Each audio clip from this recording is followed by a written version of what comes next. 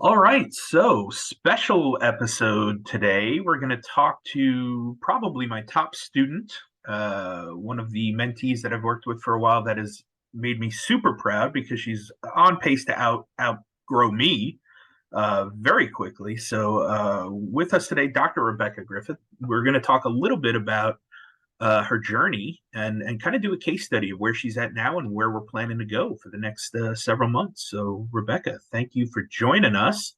Oh, I'm Tell happy to be us, here. tell us a little bit about what things looked like for you before you started working with me, where you were at, what your thoughts are, or were on where you were going. What did it look like before we got together and started working together? So I think like a lot of people during the pandemic, I was just kind of restless. I also think it started before that. And for those of you who are parents, I think maybe this will resonate with you, especially when we talk about life work flow, which is one of my favorite things to talk about. When we made the decision to have kids, we made this decision that I would be home most of the time with my kids. So primarily as a physical therapist, I've mostly worked part-time so that I could stay home and parent my kids most of the time. But just because I worked part-time didn't mean I wanted to have a small career, if that makes sense. So as my youngest child was approaching kindergarten age, I really started to have like this identity crisis. Like, who am I? What am I going to do next? Like, how do I be in the world when there aren't three people at home that really need me all the time? And does that mean I just go get a full-time job, but then I'm not available for them after school? Or does that mean, like, what do I do next? Do I just want to work more, or do I want to work differently, or what do I want to do? And so I was really struggling with that. Luckily, I didn't make any decisions because the year my daughter was supposed to go to kindergarten was 2020. And so I was still doing some things part-time. I was taking I took a population health certification course. I started a fellowship program, all things to like build my skills and position me for whatever this thing would be that came next. And then, that school year was so tough with quarantines and homeschooling and kids in and out of school that it was really fortunate that I hadn't actually taken on a full-time job or done anything differently, because neither myself nor my husband could work from home. So it was really this divide and conquer. I would work some days and he would work other days. And then 2021 school year was a little bit more of the same, but a little bit better. But it was really that time where I started to see the light at the end of the tunnel and think, what do I want to do next? How do I want to impact the world? And you and I had a conversation because there were so many things that I wanted to do. Like, I felt like I had 13 years of ideas that were ready to go, but I didn't know what to do with them. And I think honestly, I also had like a significant case of imposter syndrome to the point where I didn't want to try anything. And I also had this situation with my husband where he was like, you can't do any more jobs for free, because I do a lot of professional service. And he didn't mean that in a mean way. He meant it in like a, hey, like you are spending a lot of your time in service of others, which I love, but you might consider like looking at what you want to do that gives you joy, that will also help you grow in your professional identity. And he also knows that it's important to me to also create something of my own rather than just constantly like furthering other people's goals. So that's when you and I kind of had this conversation about like what might be possible with all of these things that I had been thinking about for years, like truly for years. And then after I talked to you, I think one of the first things I did was just like buy a website. And I still didn't even know like where it was going to go. And then I said to my husband that night, I was like, hey, so like I'm kind of embarrassed about this, but like I bought a website today, because I wasn't sure. Like, I was still so nervous about the even thought of putting myself out there that like even saying to my husband, hey, like I bought a website today, made me really nervous. And he said, it's about time. What are we going to do next? How can I support you in moving this forward? So that's kind of where this started. I would say probably about a year ago. I think we're at the 1 year mark now. Yes. Wow. Yeah, I I think think you we might be talked in right. March of last year. Actually, I want to say it was CSM. is where After, it I kind think of it was like right started. after CSM. Yeah, Yeah. because I was super restless after CSM. I had just given my first full-length presentations at CSM. I was feeling like on the cusp of something. And Seth Peterson, I still give him a hard time about this. We were presenting together. I was presenting with Seth Peterson and Mark Milligan at CSM, and he was doing the disclosure slide. And he said, "Oh, and Rebekah doesn't have anything to disclose." And he says, like, totally in a joking manner, "Well, that's sad." I was like, damn, like that's terrible. And Yeah. so then I started thinking about that, and I thought, why am I playing so small? Why am Yeah. I not doing stuff for myself? Why don't I have anything to disclose? Where am I going to go next? Yeah, so there's so much to unpack there, but I had been following you for a long time, and I already knew that you were a superstar. I knew you were a rock star, but I feel like I'm a big fan of betting on the jockey, right? The Mm, ideas and stuff we can work out, but if I see something in somebody and I know they're going to shine, I especially through podcasting, I've found ways to elevate those people and spotlight those people and highlight those people. And so, the business coaching for me was just a natural progression because I feel like I see talent in people. I see that glimmer, that hope of like, I think I can do more. And it really comes down to impact. mm-hmm, Like you said, like you could take another PRN job, you could take a part-time job, you could do all these things, but it's like, A, is that going to have the impact that you really want and are looking for? And mm-hmm. B, it's that one-to-one model, that working with one patient at a time or two or three at a time. At the end of the day, you only helped 8 to 20 patients, and it's Yeah. like, and that's great. I mean, that's good. That's what we get trained for, but we get trained as technicians for the most part.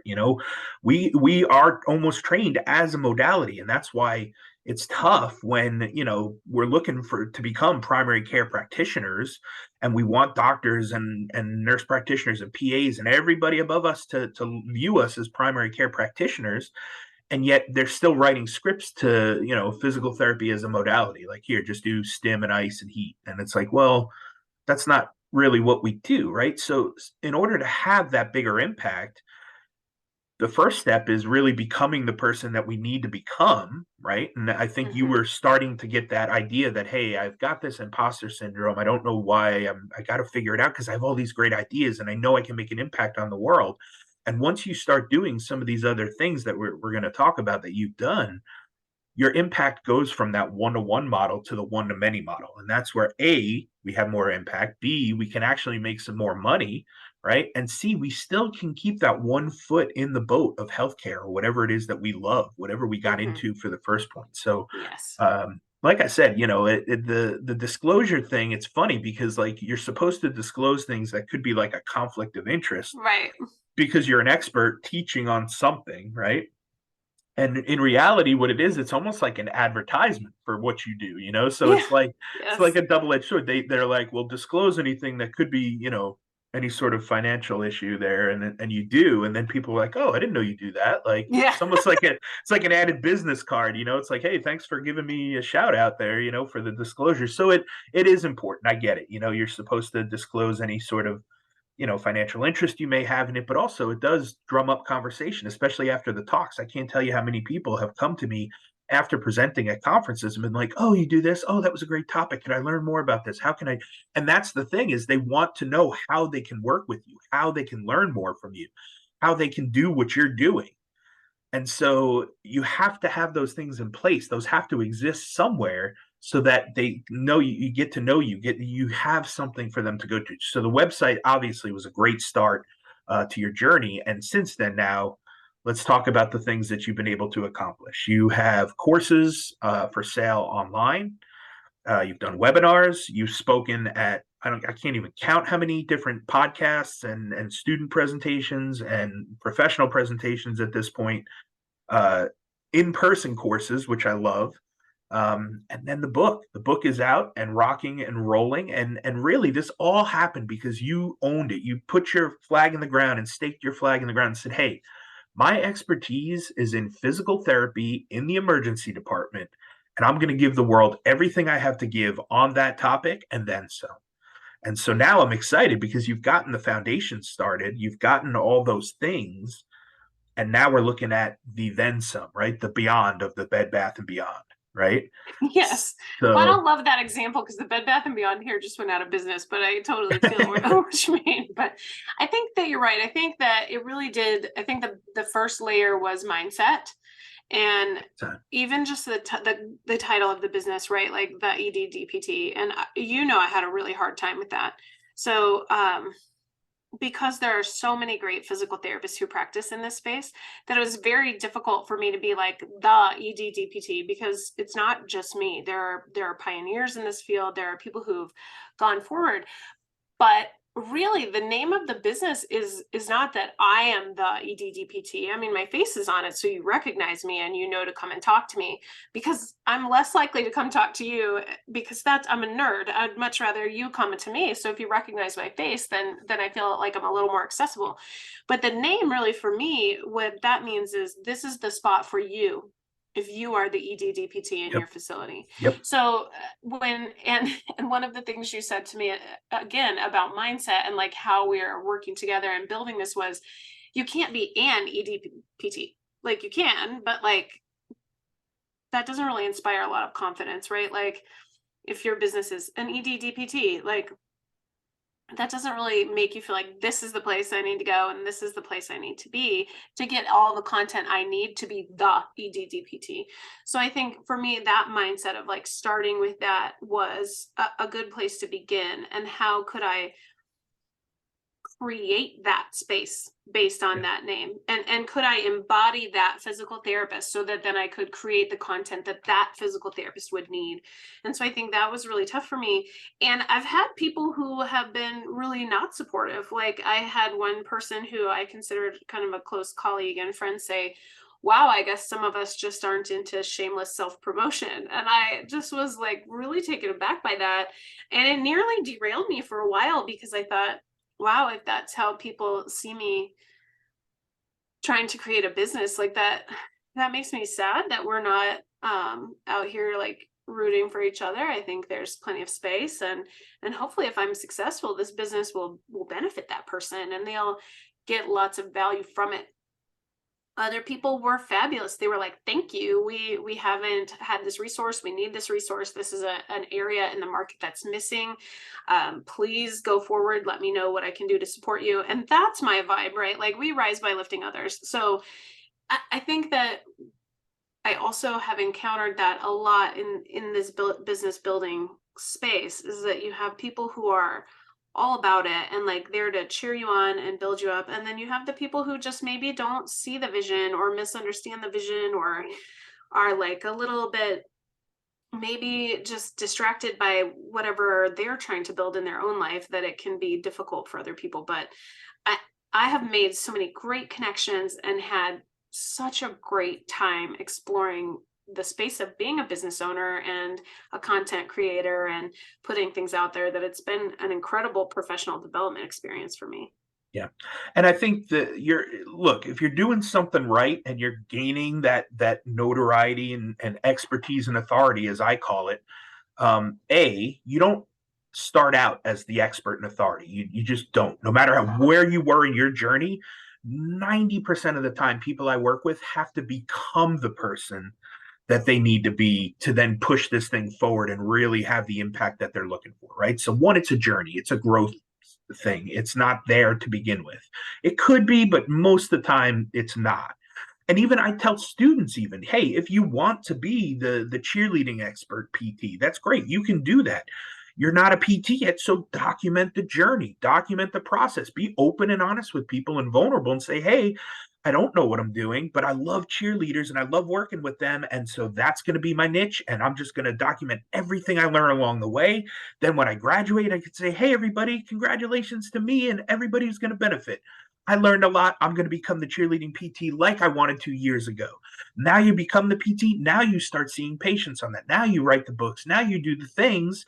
And then that makes you the expert and authority because you just keep leaning into it, leaning into it, leaning into it, right?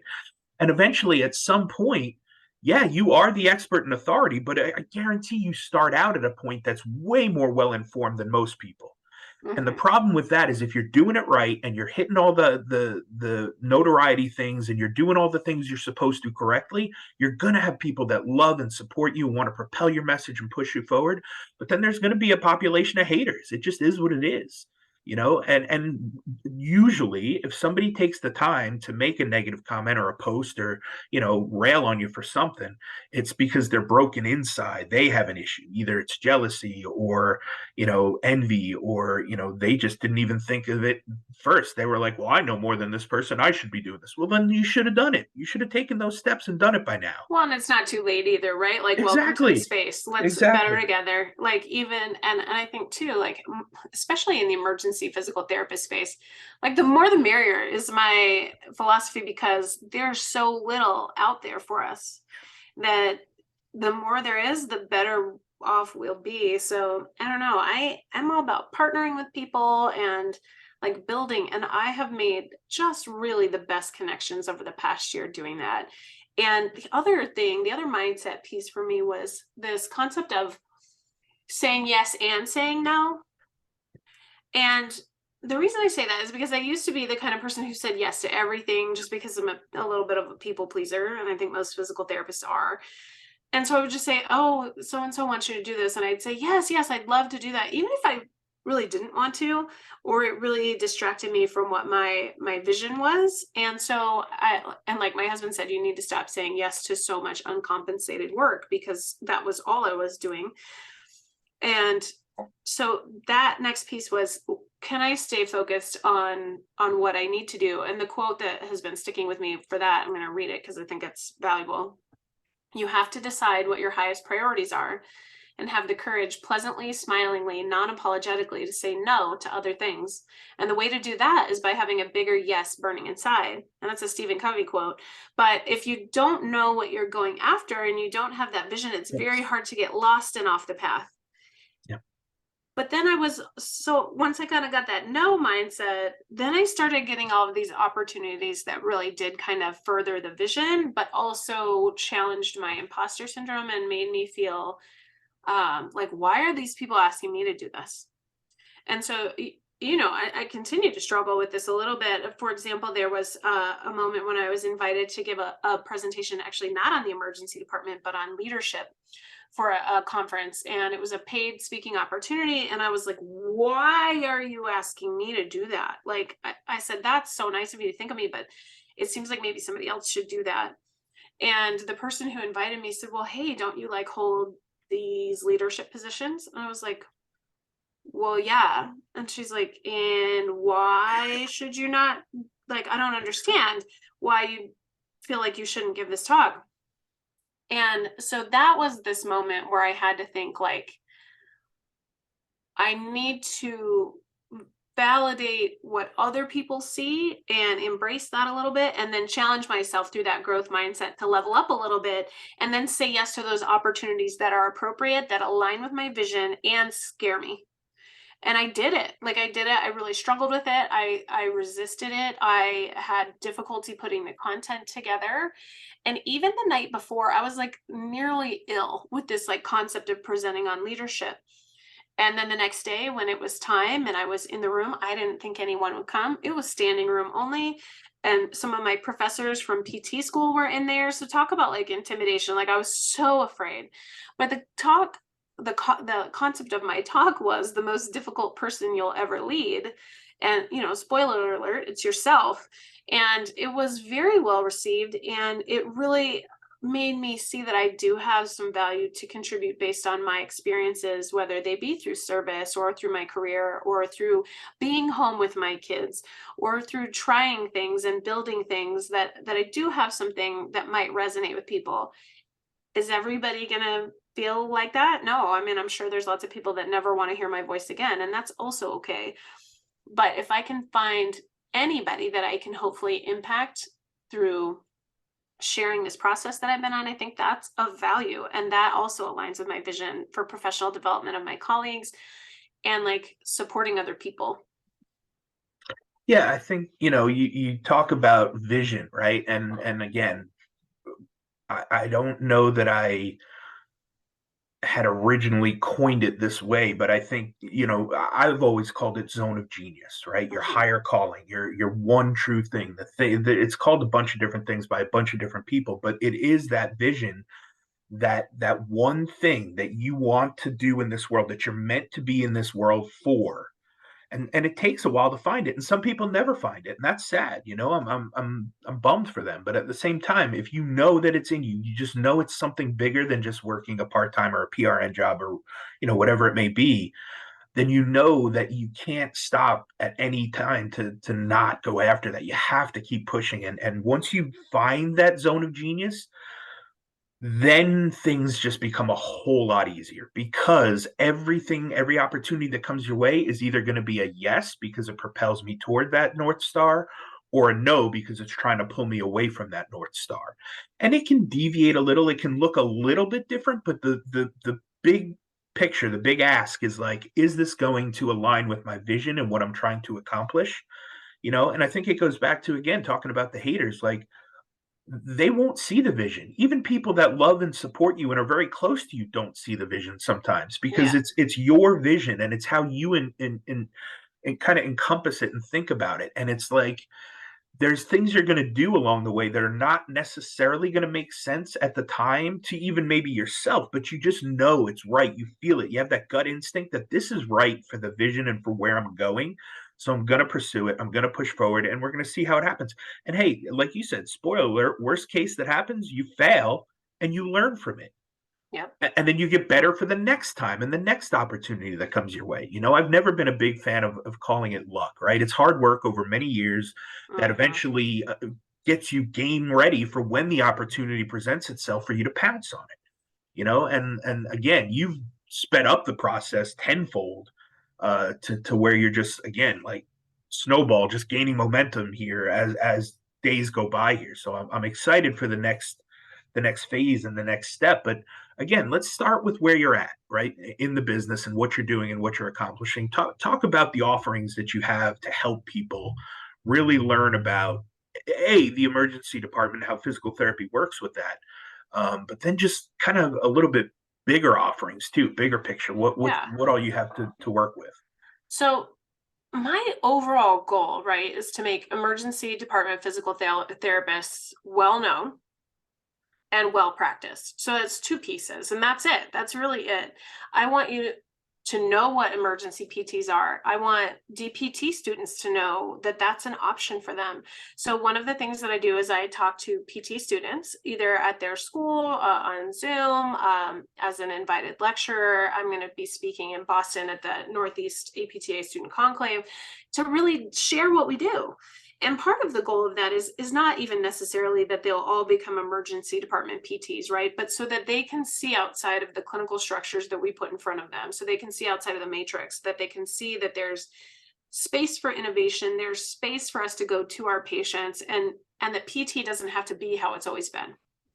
So I do that. So if you're a PT program and you're like, gosh, I need to add some of that, it fits really well into differential diagnosis, social determinants of health, critical thinking, growth mindset, acute care, really orthopedic care, it really anything. It fits beautifully into any content areas that you can think of. Leadership development, like quality improvement, all of those things. I'm also going to be giving like a lunch and learn to some PT students about how to become an ED PT, just so they know kind of how they could maybe best prepare themselves if they're interested in that, because there isn't that typical preparation in normal curriculum. There just isn't. So I'm going to be providing that service as well, and then also just like sharing with the entire like I don't know, medical community, healthcare community about who we are and what we do. And part of the way that I'm doing that is through a podcast or a video cast, if you prefer video, so that I can speak to people who are leaders in this field. Because like I said, I am not the EDDPT. I am an EDDPT who is trying to make a space for you to become the EDDPT. And by doing that, I'm talking to PTs who have practiced in this area for 20 years. I'm talking to physicians who practice in this area.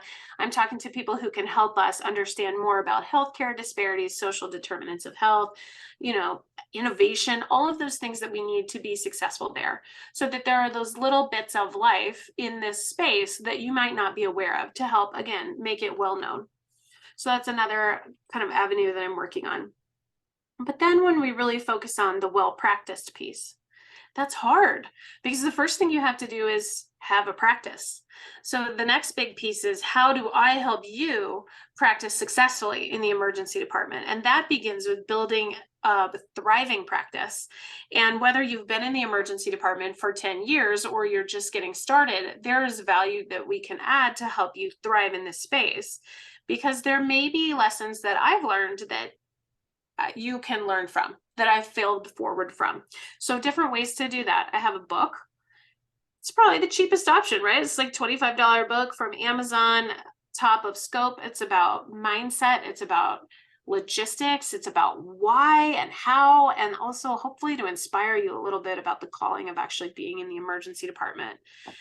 And then the next level of that is we have a 2-day in-person course on how to start a thriving physical therapist practice. We've done one of those courses so far. It was like 5-star reviewed. My favorite quote from one of the post-course surveys was, "We'll travel anywhere for this level of education," because it's different. It's different than Con Ed that I've had, because it's the Con Ed I always wanted to have. And that's how I created it, and with my partner, Sarah Neckbottle.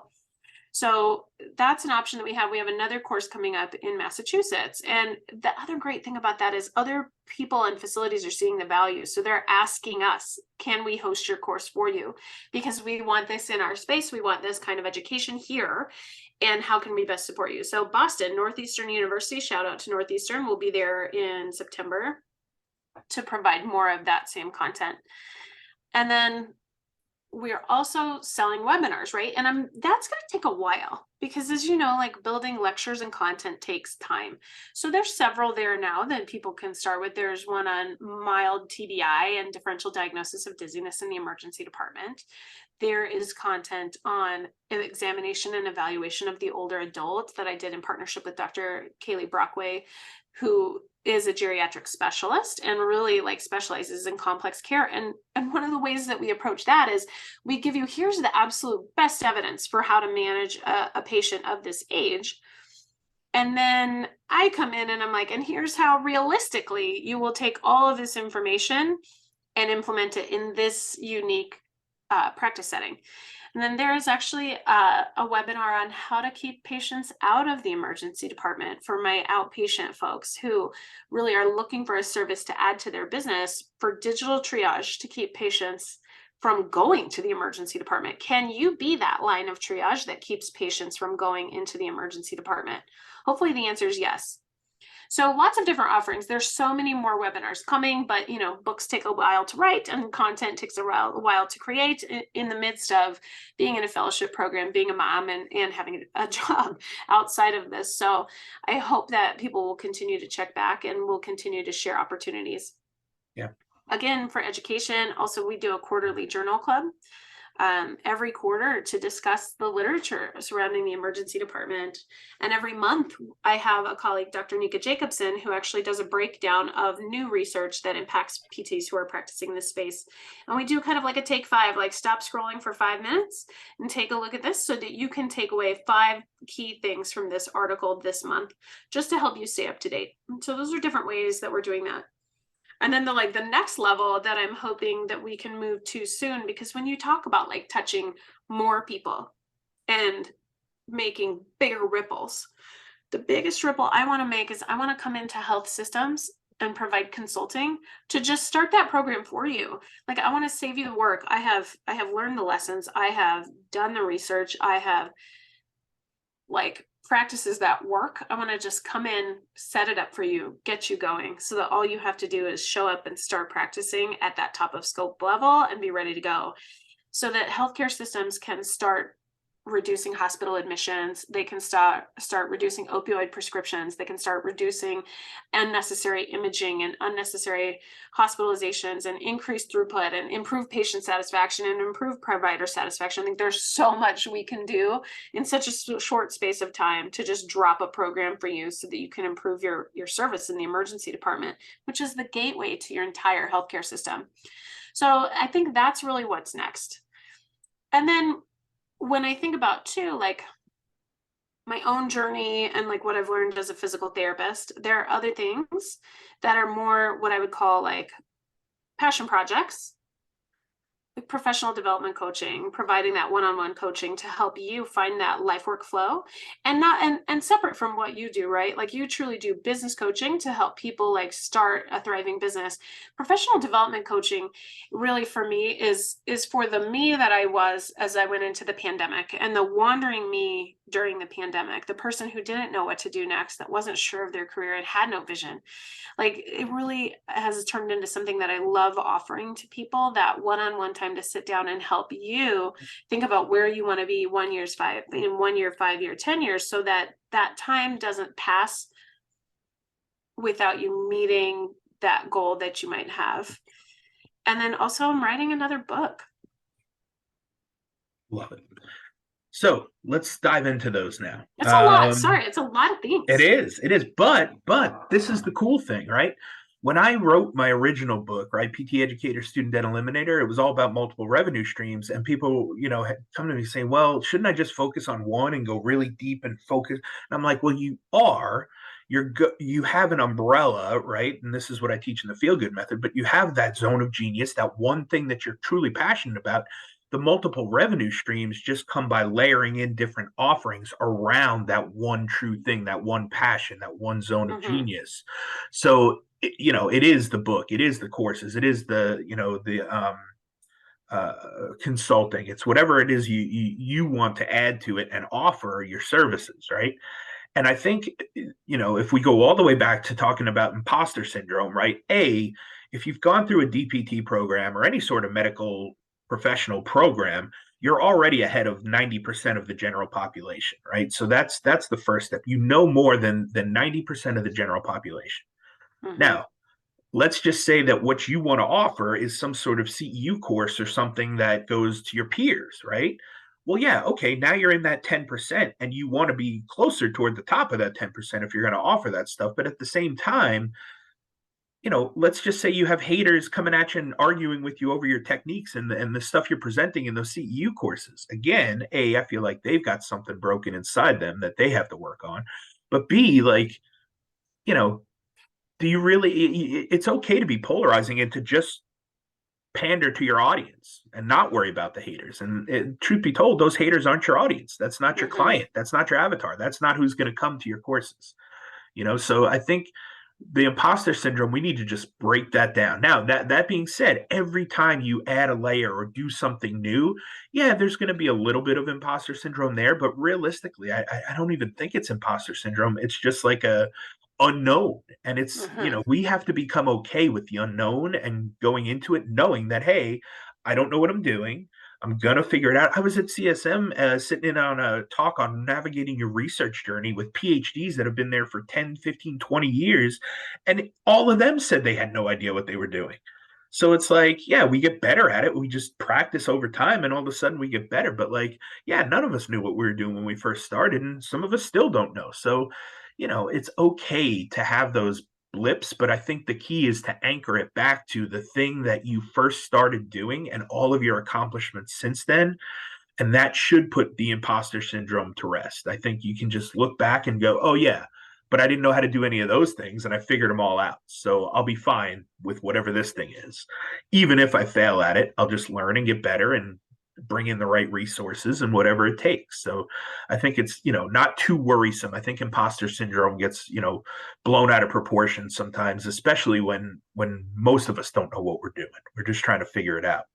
Well, I think too that what a pleasure it would be to look back 10 years from now and be like, oh my God, I can't believe that's where I started and where I am now, and to have that perspective too. And the other big piece, I think, of this particular concept is like not letting perfect be the enemy of good, because that was the other thing when I was like starting things. I was like, oh my gosh, this has to be perfect. Like this graphic has to be perfect. This podcast has to be perfect. And now I'm like, no, like if I do that, nothing's ever coming out. And so I would much rather like you win some, you lose some. Maybe it's perfect. Maybe there are errors. And that's been very hard for me as like a type A person. But here we are. I just pulled down the Kindle version of my book because there's some formatting errors, and it happens. I know that I can fix it. I can put it back out there. It's no big deal. But before, that would have like crushed me, and I would have been so afraid to even publish a book because I would have been too afraid of there being a mistake. Yeah. Done is better than perfect. Just get it done, get it out there, let it exist, and then you can tweak it and fix it, make it better as you go. It is what it is, but definitely not something to get hung up on and cause delays over. Just I'm still making errors to this day. I put out a poster for a podcast that released, and it was definitely the wrong episode. I think I was 2 or 3 episodes behind number wise. Oh well, the poster's wrong. Everything else is fine. The content's out there. I just forgot to update the numbers, and I've been forgetting to update them for the last few, so that's why it's wrong. But But here we are. Yeah, and nobody's ever commented, "Hey, you have the wrong number on your poster." It's like, and if they do, I just don't have time to fix it. So sorry, you get what you get. The content is good; it's out there. That's what. So let's talk about scaling now. Let's talk about the next steps.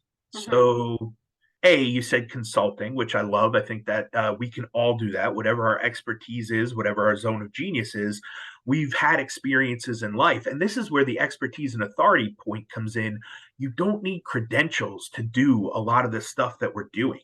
You don't need a PhD or an EDD or a DSC. You don't even need the DPT sometimes, right? Like, there's life experiences that we've had that have gotten us to this point that allow us to do the things and share our knowledge and our expertise with people.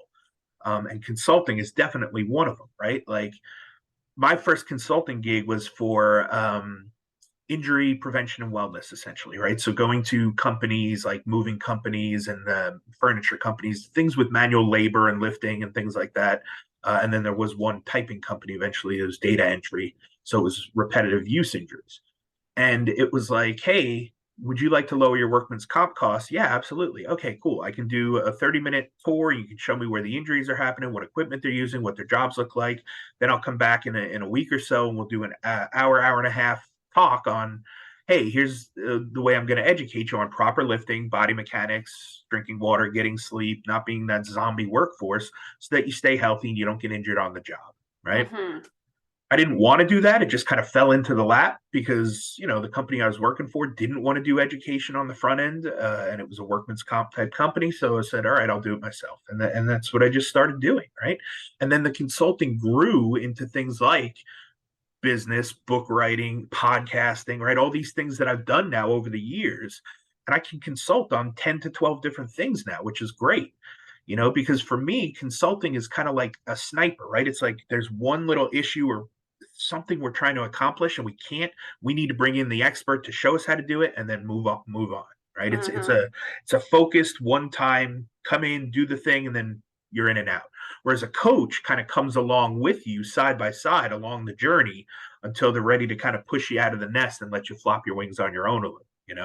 So I think about like a batting coach, right? They're giving tips, tricks all throughout, spring training. And then you go to the major leagues and the season starts and they push you out into the batter's box and it's all up to you. They don't go take the swings for you. So I think consulting's a good one. I think that's something that, if anybody needs or wants to be a physical therapist in the emergency department and their hospital system or where they're looking to work doesn't have that, I think they need to reach out to you for those services because it's a quick plug and play. Again, you've got the expertise. You know how much money it saves in the long run, which is going to be great for hospital systems. So, I can see the consulting working for any hospital system that's looking to implement a physical therapist in there to help, lower costs and help with patient satisfaction, employee satisfaction. So I think that'll be a good one. I think the courses, the live in-person courses that you're teaching, I think, obviously Wisconsin was the first one, I believe, right? Now we're heading to Boston next. I think there's probably 6 or 8 major cities after that probably need to host the course. So I think we just need to talk to, either the large hospital systems in those area and or universities that are partnered with teaching hospitals. I think that's a no-brainer to bring in for those courses at the very least. And now we need to talk about the next book and the bigger mission and the bigger statement. I think this is really how we start to scale because, you've had some speaking gigs over the last year, and now I think we need to have bigger speaking gigs on bigger stages that get paid bigger paychecks too, right? Mhm. And so I think the way we really focus on that is, and correct me if I'm wrong here, but your next book is really about your ability to handle stressful situations due to working in the emergency department for as long as you have. No, that's the third book. Third book. All right.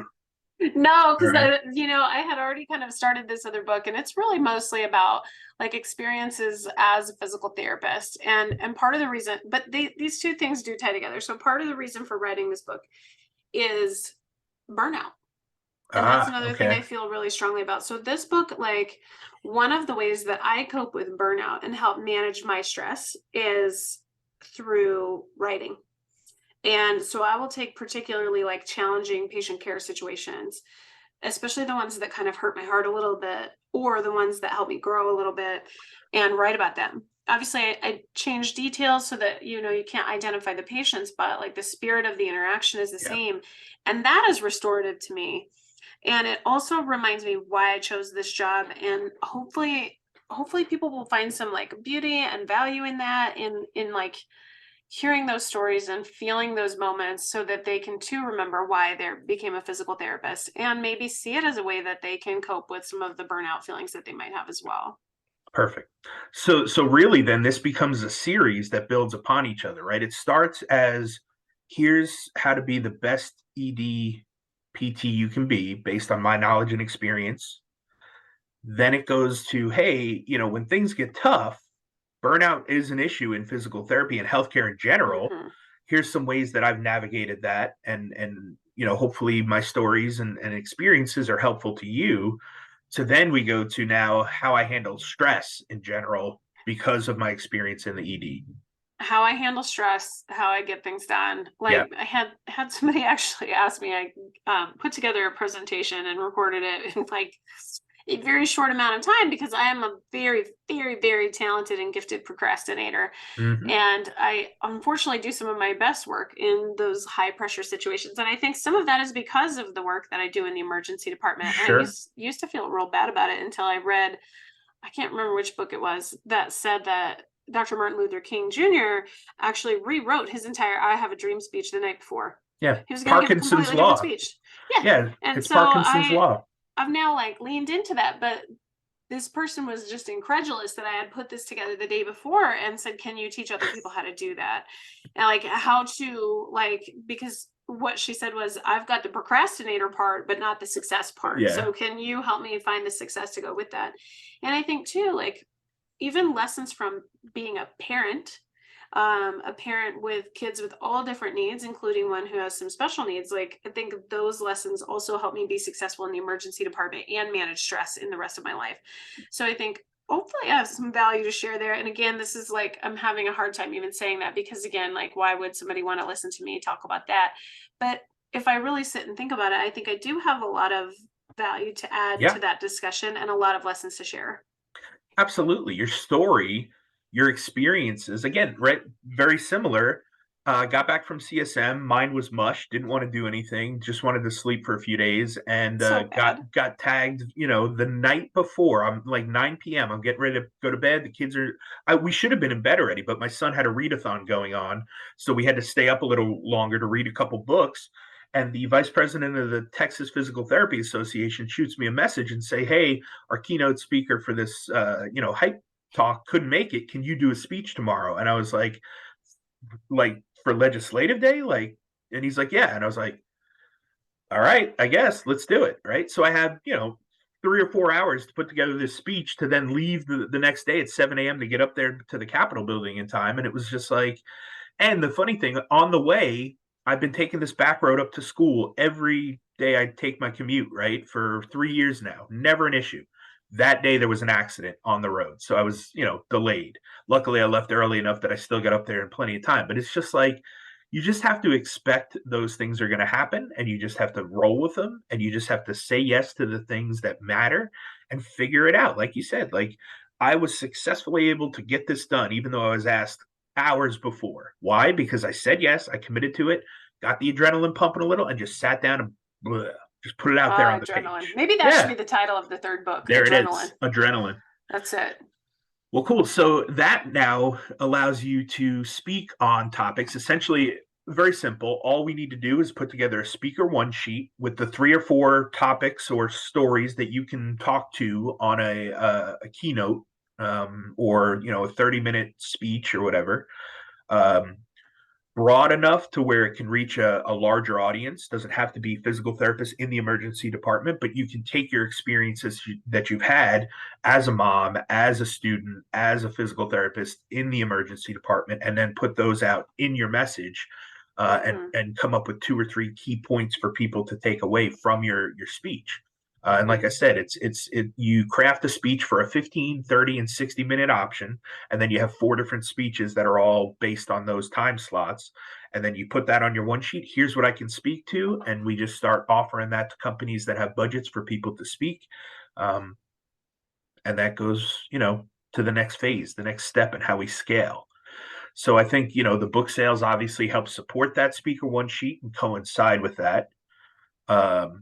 Plus, I think it helps with the consulting. I think they go kind of hand in hand. As you speak at these events and you mention the things that you do and all you've done up to this point, it's amazing how people just reach out to you and contact you and ask you to, either come speak for their event or, hey, could you help maybe implement this? We're looking to do something like that at our place. We just didn't know how to go about doing it. I think some of that speaks to intentionality as well. When we talk about like that extra piece of mindset, is that I find that when I am being even the slightest bit intentional about my business, like opportunity just sort of appears. Yeah. And in the times when I really can't give it my attention, it seems to simmer politely.